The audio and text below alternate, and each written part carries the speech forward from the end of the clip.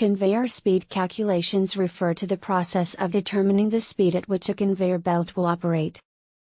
The speed of a conveyor belt can be calculated based on a variety of factors, including the conveyor's length, width, and the weight of the materials being transported. Other factors that can affect conveyor speed include the belt's tension and the angle of incline or decline. One common formula for determining conveyor speed is speed, foot per minute, equals drive pulley diameter, foot, x by 12. Other formulas can include speed equals roller diameter, x rpm x 0.262 1000, speed equals drive pulley diameter, x motor rpm x 0.262 1000. It is important to note that conveyor speed should be carefully monitored to ensure that it is within safe operating parameters, and to prevent damage to the conveyor belt or other components. Conveyor gearbox calculation refers to the process of determining the size and speed of a gearbox that is required for a conveyor system. A gearbox is a mechanical device that is used to increase or decrease the speed of a rotating shaft, and it is an essential component of a conveyor system that is used to power the movement of the conveyor belt. When calculating the size and speed of a conveyor gearbox,